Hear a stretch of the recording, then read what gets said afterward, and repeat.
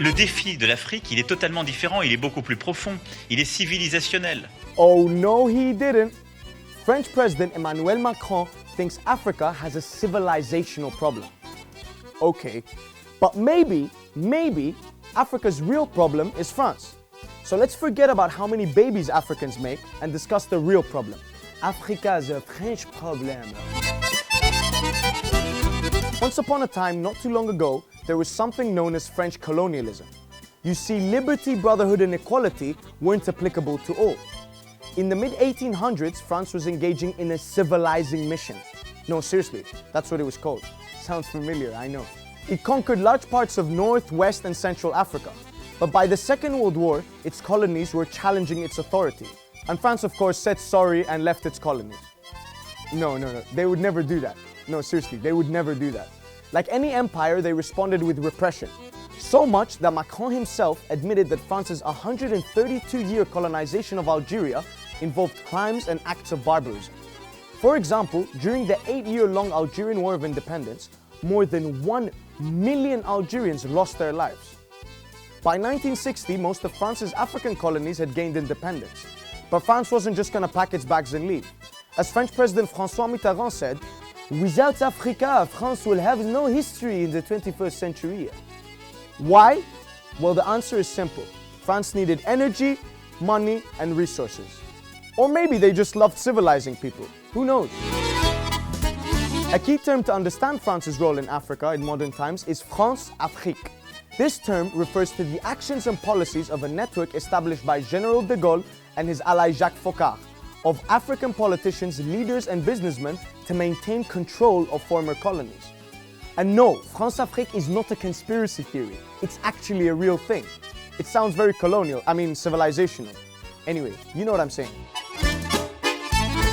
First off, France provides the currencies of 14 African countries, 12 of which are ex-colonies. They supply the governments with the West African franc and the Central African franc. So most of these countries' wealth is actually managed and controlled by the French treasury. Not to keep quoting French presidents, but former French head of state Jacques Chirac did allude to this in an interview. He said, "We have to be honest and acknowledge that a big part of the money in our banks comes precisely from the exploitation of the African continent."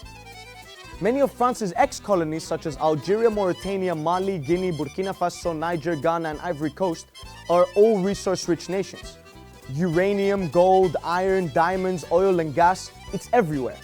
And so are French companies such as Arriva and Total that have major investments in the region. Major scandals have been associated to French business in Africa. The most known being the Elf scandal in 1994, which showed payments and bribes being made by the French oil company Elf to African leaders to secure their allegiance to France and maintain French rights to local oil. Payments were also being dished out to French political parties to guarantee their support. Yes, people, this is France Afrique at work. Have you ever seen a map of French bases in Africa? Well, here it is. Since 2014, France has stationed 3,500 troops across Mali, Chad, Mauritania, Niger, and Burkina Faso as part of an operation to counter extremist insurgencies in the region. But France has a very long history of intervening in African affairs and has done so 19 times from 1962 to 1995. Since 2010 alone, France has intervened in Libya, in Mali, in the Central African Republic, Chad, and the Ivory Coast. That's nearly a war every year. So you get it, right? France intervenes in Africa more than Batman does in Gotham City. Well, to be fair, maybe they intervene a bit less. Meanwhile, Mr. Macron criticizes Africa for having shaky democracies. His country has cooperated, supported, and secured the position of many despotic leaders in the region, including the likes of Chadian President Idriss Déby and Gabonese President Ali Bongo. But most of all, what is actually crazy about what Macron said is the fact that this is something normal.